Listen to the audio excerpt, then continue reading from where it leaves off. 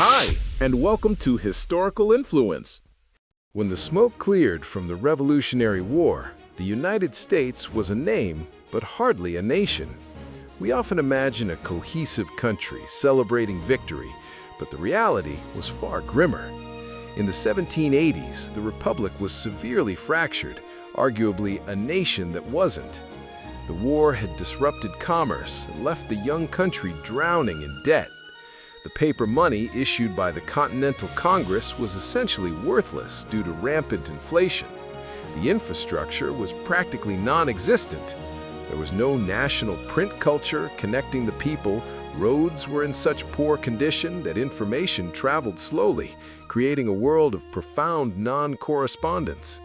States squabbled with one another, fearing that helping a neighbor would hurt their own local economies. This fragmentation wasn't just economic, it was physical and violent. In western Pennsylvania, for example, the authority of the new central government was almost a fiction.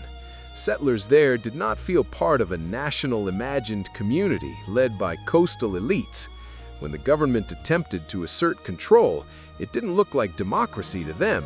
It looked like the tyranny they had just fought against.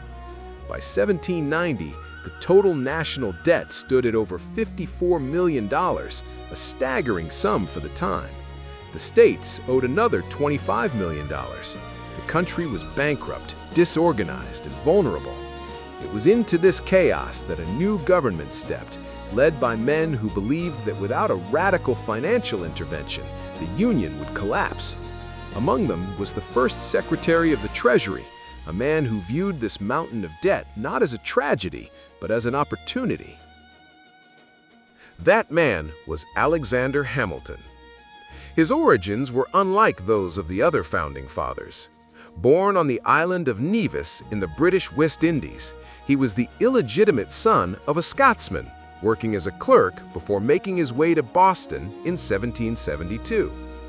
He was an immigrant who rose through sheer intellect and ambition to become George Washington's aide-de-camp during the war. Hamilton was a visionary, but he was also an elitist. He deeply distrusted the common man, fearing that too much democracy would lead to faction and anarchy. While men like Thomas Jefferson dreamed of an agrarian paradise of farmers, Hamilton looked to Europe. He studied the economic systems of France and England, believing that for America to survive, it needed to emulate the British model of a strong central state and a powerful military-industrial complex. In 1789, Washington appointed him the first Secretary of the Treasury. Hamilton saw his role clearly. He had to build a nation out of loose parts. He wanted a government that commanded respect abroad and order at home. To Hamilton, the Constitution wasn't just a set of rules. It was a tool to create a strong, centrally controlled treasury. He believed that the Union depended on sound financial institutions. But his aggressive push for centralization immediately set him on a collision course with other founders. He was not interested in being popular. He was interested in creating a system that worked. As he famously argued in the Federalist Papers, a strong union was the only way to generate the revenue necessary to protect the nation's liberty. He was ready to force the United States into modernity, whether the people or his fellow cabinet members wanted it or not. Hamilton's plan to save the economy was bold and controversial. His first move was the first report on public credit in 1790. He proposed that the federal government assume or take over all the debts incurred by the states during the war. His logic was calculating. If the federal government owed the money, then the wealthy investors holding that debt would have a direct financial stake in the government's survival. He famously declared that a national debt, if not excessive, would be a national blessing. But this led to deadlock.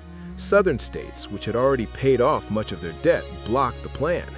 The stalemate was broken by the famous Compromise of 1790, a dinner table bargain between Hamilton, Jefferson, and Madison. Hamilton got his debt plan passed, and in exchange, the permanent national capital was moved south to the Potomac River, what is now Washington, D.C.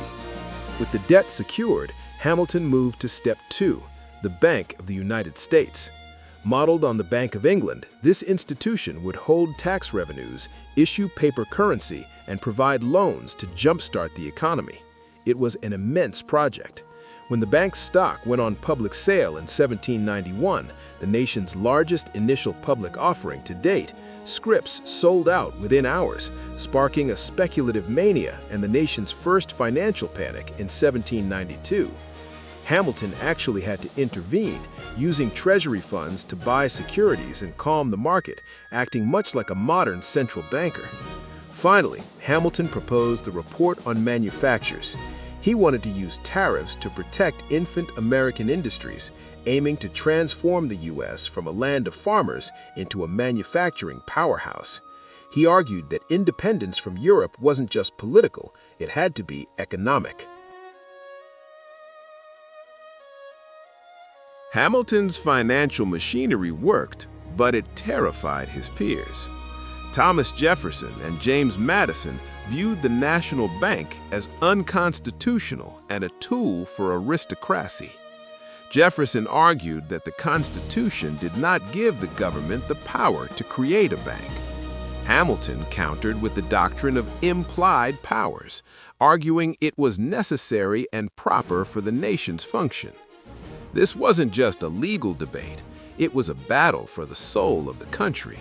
It birthed the first political parties, Hamilton's Federalists, who wanted a strong central government, versus Jefferson's Republicans, who championed states' rights and agrarianism.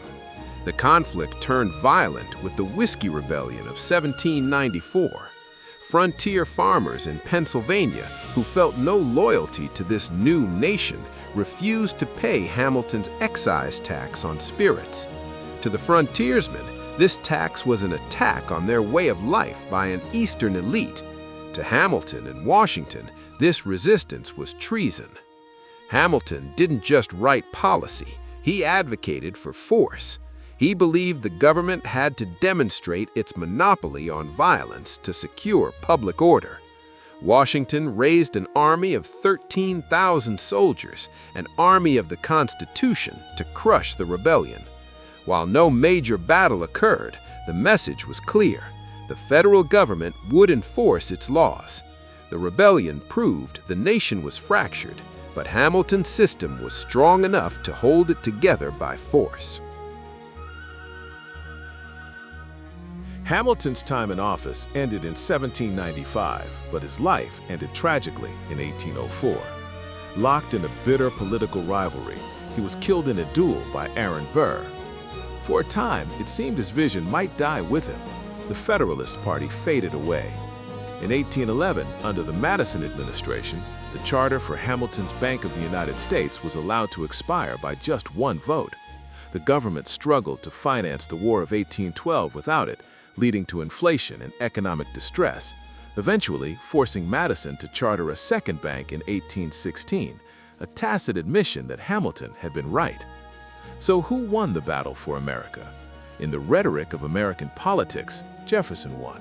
We still speak the language of liberty, democracy, and the common man. But look around at the United States today. We are not a nation of yeoman farmers.